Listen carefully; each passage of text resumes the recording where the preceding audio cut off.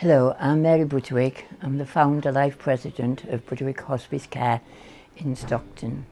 Well, it was suddenly in 1979 when my husband died after a very short illness that I knew nothing about really. And he suddenly died and my whole life changed. So I thought, right, well, I've got to put my money where my mouth is, like my mum used to say. She'd say, if you want anything done, Mary, get on and do it. So I thought, right, well, the biggest asset I've got really is my home. And I sold that. So for 18 months I was homeless, really, but I never went short of a bed. Hallelujah.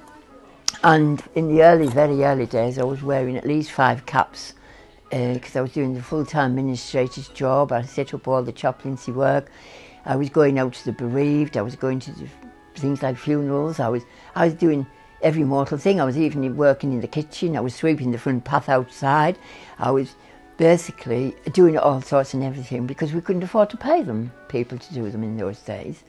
So basically, I had to be a master of all trades, but not really master of any of them in that sense.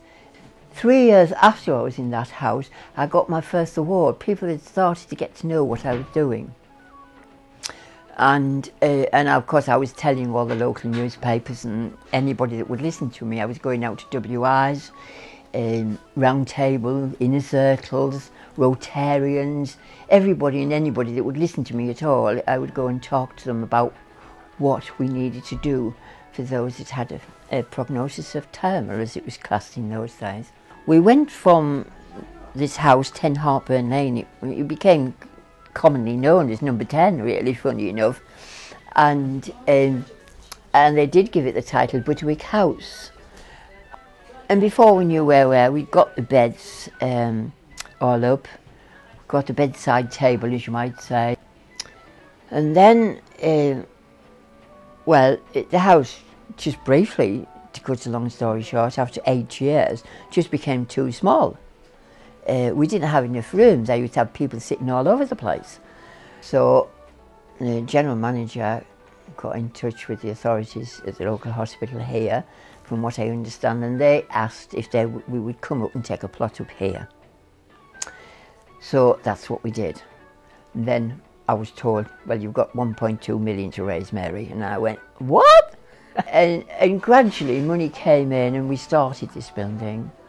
And it was a wonderful day when we first took our first patients on the first bed. But it's not a sad place, this. It's a happy place. You know, we encourage people to have good quality of life because it is a hospice and we have a wonderful team of doctors and nurses here, then they can, see to the person's need, physical needs and things like that, medically. The rest is, we try to keep people saying, well, have a good quality of life until you die. And if we can do that, what more can we ask of life, really?